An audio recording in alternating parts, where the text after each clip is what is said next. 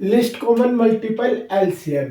LCM find out करना है कौन से मेथड से? प्राइम फैक्टराइजेशन मेथड से। सो हम क्या करेंगे कि जो नंबर्स है उनके प्राइम फैक्टर्स निकाल लेंगे। पहले 45 और 75 का एलसीएम निकालना है। सो 45 के फैक्टर्स हो जाएंगे 5 की टेबल में 45 9 पे, फिर 3 की टेबल में 9 आ जाएगा 3 पे, फिर 3 1 पे। ओके, सो ऐसे 75 के फैक्टर 3 की टेबल में 25, फिर 5 की टेबल में 25 5 पे, और फिर 5 से 1 पे। सो 45 के प्राइम फैक्टर्स लिख दिए 3 3 5। प्राइम नंबर वो होता है जो मतलब जिसके फैक्टर्स वो खुद हो या फिर 1 हो। ओके, सो ये सब प्राइम फैक्टर्स है 3 भी 5 भी। सो हमने इस नंबर के 45 के भी प्राइम फैक्टर्स लिख दिए और 75 के भी प्राइम फैक्टर्स लिख दिए। 45 के फैक्टर्स है ये, और ये 75 के फैक्टर। अब इनमें कॉमन क्या है? एक तो 3 दोनों में है, और एक ये 5 दोनों में है। सो इन दोनों की जगह सिर्फ एक बार 3 लिखेंगे। ओके, इस वाली की जगह फिर ये 3 लिखेंगे, फिर इन दोनों की जगह एक बार 5 और ये एक बार 5। ओके, जो भी कॉमन होंगे उनको एक एक बार लिखेंगे, और जो अलग अलग भी होंगे उनको भी लिखेंगे। ओके, सो 3 इन दोनों में से 3, फिर ये 3, ये 5 और ये 5। अब इनको मल्टीप्लाई करवा दो। 3 × 3 9, 5 × 5 25, 25 × 9 225। सो इन दोनों का एलसीएम क्या आ गया हमारे पास? 225। ऐसे ही 24 और 48, 24 के फैक्टर्स 2 की टेबल में 12 पे, फिर 2 से 6 पे, ये 2 से 3 पे, ये 3 1। सो 24 के फैक्टर्स आ गए 2 × 2 × 2 × 3। ओके, सो फैक्टर्स क्या क्या आ गए? 2 2 2 3। 48 के फैक्टर्स क्या आ गए? 2 की टेबल में 24, 2 की टेबल में 12, फिर 2 की टेबल में 6 पे, 2 की टेबल में 3 पे।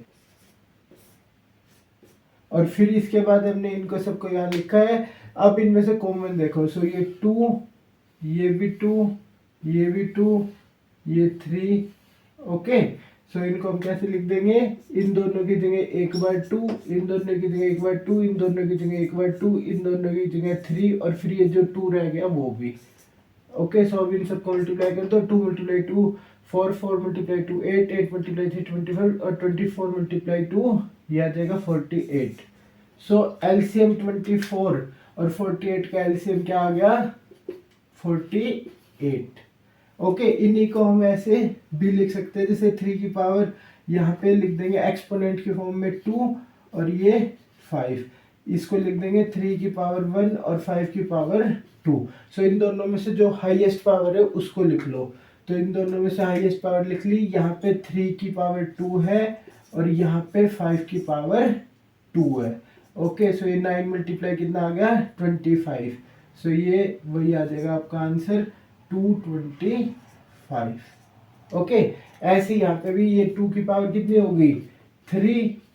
ओके, इस वाले 24 में, और 3 की पावर सिर्फ 1 है। ओके, इस वाले में 2 की पावर 24 वाले में ये आ गया, और 48 वाले में क्या आ जाएगा? 2 की पावर तो आ गई 4, 3 की पावर 1। सो इन दोनों में हाईएस्ट पावर के हिसाब से लिखेबल हाईएस्ट एक्सपोनेंट। सो 2 की पावर 4 और 3 की पावर 1, और 3 की पावर 2 की पावर 4, 3 की पावर 1। सो 2 की पावर 4 क्या होती है? 2 की पावर 4 होती है 16। ओके, 2 × 2, 2 × 2, 2 × 2।